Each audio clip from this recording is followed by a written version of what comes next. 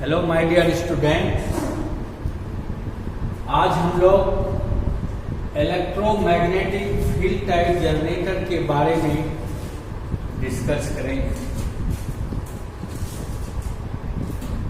Electromagnetic field type generator उसे कहा जाता है जिसमें मैग्नेटिक फील्ड बनाने के लिए उसमें जो चुंबक का व्यवहार होता है उसमें इलेक्ट्रोमैग्नेट चुंबक का व्यवहार होता है।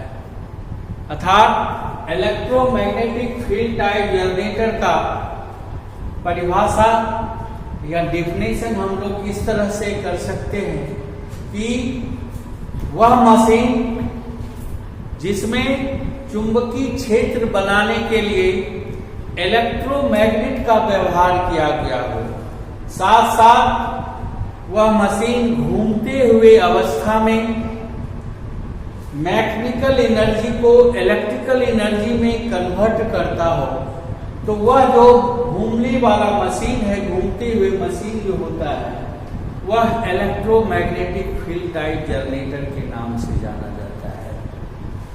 इलेक्ट्रोमैग्नेटिक फील्ड टाइप जनरेटर मुख्य रूप से करंट इलेक्ट्रिसिटी के हिसाब से दो प्रकार का बनता है। पहला डीसी जनरेटर या डायनेमो, दूसरा एसी जनरेटर या अल्टरनेटर। यानी जिस तरह हम लोग जानते हैं कि पूरे विश्व में करंट इलेक्ट्रिसिटी दो प्रकार का व्यवहार होता है।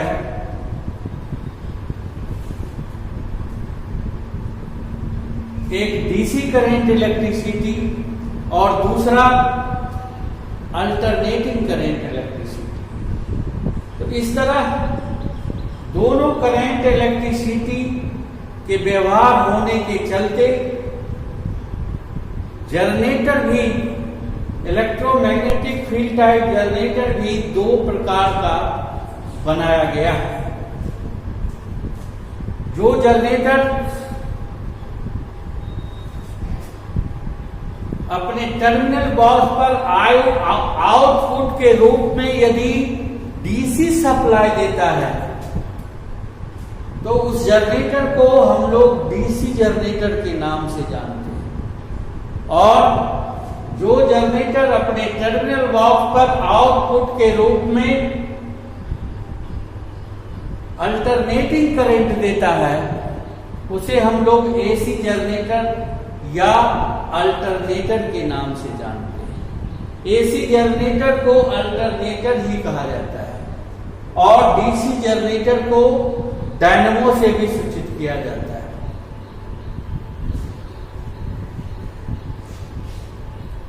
डीसी जनरेटर का अब हम लोग डीसी जनरेटर के बारे में थोड़ा सा जानें। डीसी जनरेटर किसे कहता है, तो उसके लिए सबसे पहले हमको डीसी जनरेटर का परिभाषा जानना होगा। वैसा जनरेटर जो घूमते हुए अवस्था में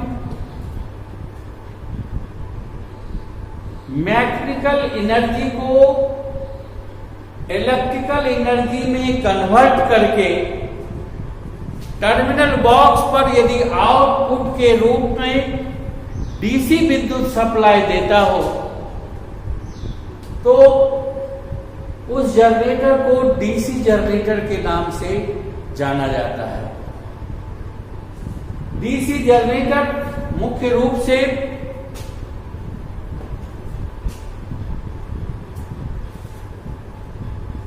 फील्ड के कनेक्शन के आधार पर तीन प्रकार के बनते हैं। पहला डीसी शंट जनरेटर, दूसरा डीसी सीरीज जनरेटर और तीसरा DC compound generator. DC shunt generator उसे कहा जाता है जिसमें फील्ड वाइंडिंग उसके आर्मेचर के पैरेलल में जुट करके विद्युत पैदा करता हो, उसे डीसी शंट जनरेटर कहा जाता है। और डीसी सीरीज जनरेटर उसे कहा जाता है जिसमें फील्ड वाइंडिंग आर्मेचर के साथ सीरीज में जुट करके विद्युत पैदा करता हो, तो उसे डीसी सीरीज जनरेटर के नाम से जाना जाता है। और तीसरा है कंपाउंड जनरेटर, जिसमें फील्ड वाइंडिंग के लिए दो वाइंडिंग अलग अलग होता है। एक वाइंडिंग आर्मेचर के पैरेलल में जुटता है और दूसरा वाइंडिंग आर्मेचर के सीरीज में जुट करके विद्युत पैदा जो करता है, उस जनरेटर को हम लोग कंपाउंड जनरेटर के नाम से जानते हैं। डीसी शंट जनरेटर में मुख्य रूप से जो मेन पार्ट्स होते हैं वो दो होते हैं, आर्मेचर एवं फील्ड वाइंडिंग। शंट जनरेटर में फील्ड वाइंडिंग बहुत अधिक चक्करों की संख्या में, तार के चक्करों की संख्या में बना हुआ रहता है। साथ साथ उस तार का डायमीटर पतला होता है, कम होता है और रेजिस्टेंस फील्ड वाइंडिंग का आर्मेचर की अपेक्षा बहुत अधिक होता है। आर्मेचर जनरेटर में कंडक्टर रूपी है, वह घूमते रहता है, इसलिए उस आर्मेचर में वाइंडिंग क्या हो रहता है तार का, चाहे वो लैप वाइंडिंग में हो या वेव वाइंडिंग में। आर्मेचर और मैग्नेटिक फील्ड दोनों में से कोई भी जनरेटर में एक घूम सकता है, लेकिन डीसी जनरेटर में प्रायः आर्मेचर ही घूमता है। इसका मुख्य कारण यह है कि जनरेटर के द्वारा जो आर्मेचर कंडक्टर में जो विद्युत उत्पन्न होता है, स्टार्टिंग में शुरू में आर्मेचर कंडक्टर में वह एसी ईएमएफ उत्पन्न होता है और डीसी जनरेटर के हमको टर्मिनल बॉक्स पर वह जो है डीसी आउटपुट रूप में देना है। इसलिए उस आर्मेचर के साथ कम्यूटेटर लगा हुआ रहता है। कम्यूटेटर का मुख्य कार्य होता है कि आर्मेचर में उत्पन्न एसी ईएमएफ को वह डीसी में कन्वर्ट करके कार्बन ब्रश द्वारा उससे टर्मिनल बॉक्स पर डीसी के रूप में, आउटपुट के रूप में भेजता है। इसलिए वह जो जनरेटर डीसी जनरेटर के नाम से संबोधित किया जाता है। डीसी शंट जनरेटर में जैसा कि बताया कि फील्ड वाइंडिंग का रेजिस्टेंस अधिक होता है, उसमें फील्ड वाइंडिंग के तार का साइज जो है पतला होता है, साथ साथ उसमें तार के चक्करों की संख्या बहुत अधिक होती है, इसलिए उसका रेजिस्टेंस बहुत अधिक हो जाता है। आर्मेचर और फील्ड का कनेक्शन यदि पैरेलल में जुटा हुआ हो तो उसे हम लोग डीसी शंट जनरेटर के नाम से जानते हैं। तो डीसी शंट जनरेटर जो होता है उसे हम लोग मुख्य रूप से सेल्फ एक्साइटेड जनरेटर के नाम से जानते हैं। शंट जनरेटर का इलेक्ट्रिकल सर्किट कनेक्शन डायग्राम मैं यहां पर दिखा रहा हूं। ये फील्ड वाइंडिंग है,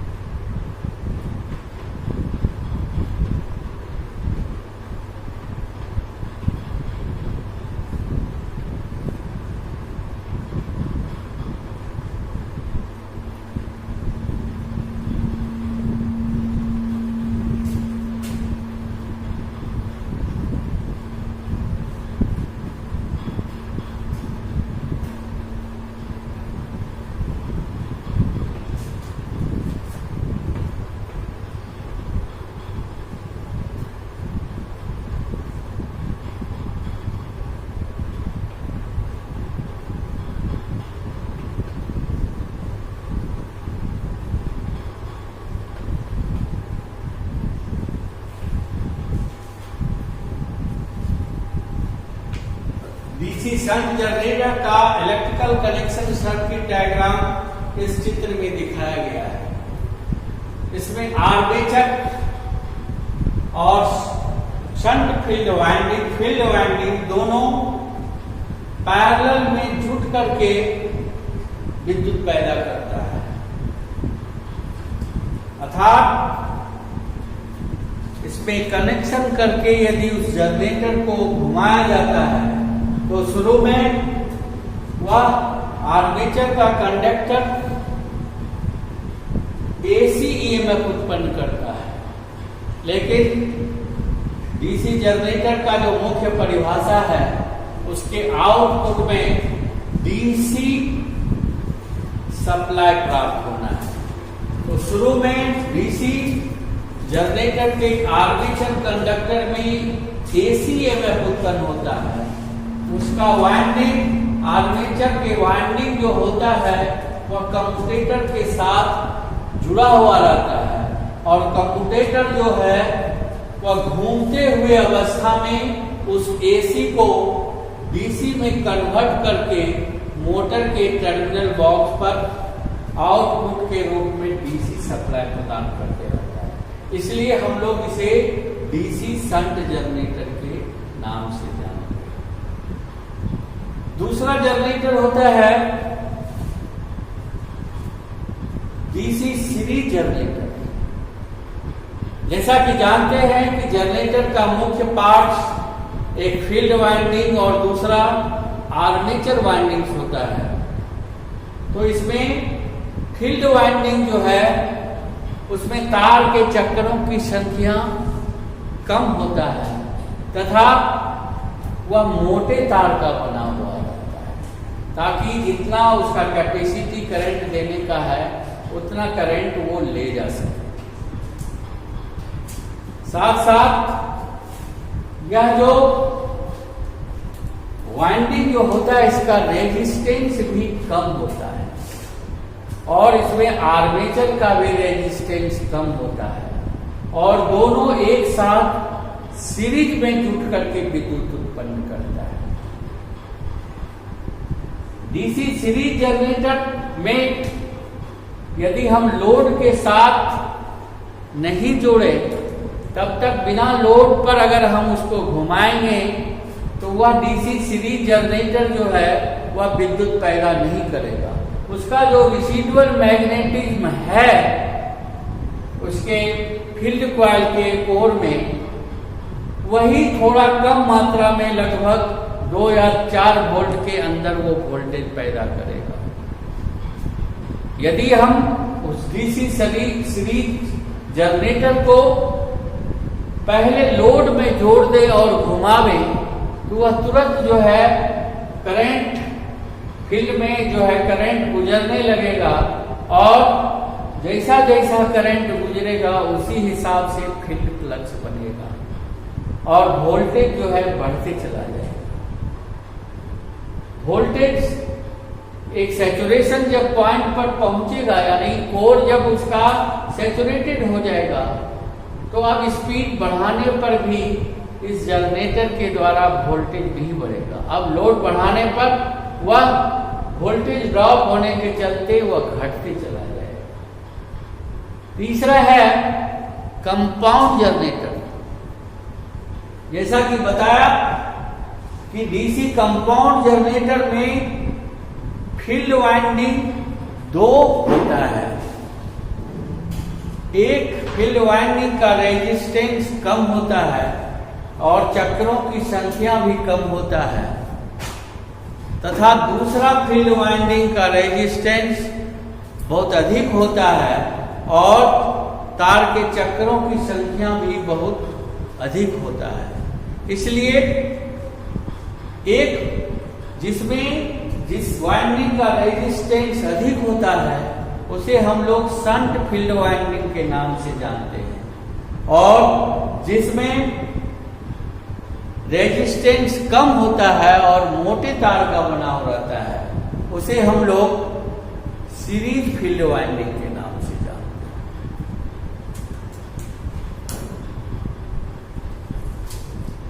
इसमें शंट फील्ड वाइंडिंग और सीरीज फील्ड वाइंडिंग के कनेक्शन के आधार पर, यानी यह जो है मुख्य रूप से दो तरह का बनता है, एक लॉन्ग शंट और दूसरा short shunt. Shunt field winding यदि आर्मेचर के साथ पहले पैरेलल में जुट जाता है और उसके बाद सीरीज फील्ड वाइंडिंग जुट करके विद्युत पैदा करता है, तो उसे हम लोग शॉर्ट शंट कंपाउंड जनरेटर के नाम से जानते हैं। और यदि सीरीज फील्ड वाइंडिंग पहले आर्मेचर के साथ सीरीज में जुट जाता है और उसके साथ पूरे में शंट फील्ड वाइंडिंग यदि आर्मेचर के साथ पैरेलल में जुट करके विद्युत उत्पन्न करता है, तो हम लोग उसे लॉन्ग शंट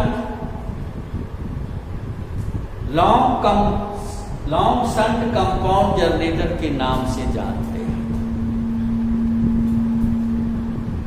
इसमें यदि सीरीज फील्ड वाइंडिंग और शंट फील्ड वाइंडिंग वोल्टेज उत्पन्न होने पर यदि करंट का डायरेक्शन दोनों में एक ही डायरेक्शन में प्रवाहित होता है, तो उसे हम लोग कम्युलेटिव कंपाउंड जनरेटर के नाम से जानते हैं। यदि शंट फील्ड वाइंडिंग और सीरीज फील्ड वाइंडिंग में प्रवाहित होने वाली करंट की दिशा एक दूसरे के विपरीत दिशा में होता है, तो हम लोग इसे डिफरेंशियल कंपाउंड जनरेटर के नाम से जानते हैं।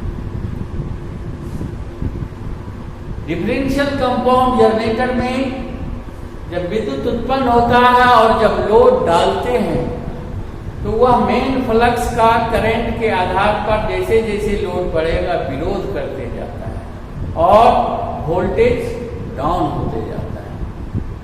डिफरेंशियल कंपाउंड जनरेटर के द्वारा मुख्य तौर से हम लोग आर्क वेल्डिंग के रूप में इसको व्यवहार करते हैं। शंट जनरेटर जहां कांस्टेंट वोल्टेज की जरूरत है, जैसे बैटरी चार्ज करना है, एक्साइटर में देना है, अल्टरनेटर के एक्साइटर वगैरह में देना है, तो वहां पर हम लोग शंट जनरेटर का व्यवहार करते हैं। और सीरीज जनरेटर जहां पर हमको वोल्टेज लोड के साथ वोल्टेज भी बढ़ना है, कांस्टेंट रखना है, वहां पर व्यवहार किया जाता है, क्योंकि लोड बढ़ने के साथ उसमें वोल्टेज भी बढ़ते चला जाता है। इसलिए हम लोग इसे जहां वोल्टेज बढ़ाने की आवश्यकता है, बूस्टर के रूप में अधिकतर व्यवहार करते हैं। और कंपाउंड जनरेटर में जो कम्युलेटिव होता है, जहां पर बिल्कुल स्थिर वोल्टेज और लोड बढ़ने पर भी बहुत कम वोल्टेज का गिरावट हो, वहां पर हम लोग कम्युलेटिव कंपाउंड व्यवहार करते हैं। इस तरह आज हम लोग डीसी जनरेटर के सभी प्रकार के बारे में जाने। नेक्स्ट क्लास डीसी जनरेटर में वोल्टेज जो उत्पादन होता है, ईएमएफ जो उत्पन्न होता है, उसके फार्मूला के बारे में जानेंगे। उसका फार्मूला कैसे निकाला जाता है, कैसे उसका कैलकुलेशन किया जाता है। साथ साथ उसके बाद हम लोग अल्टरनेटर के बारे में डिस्कस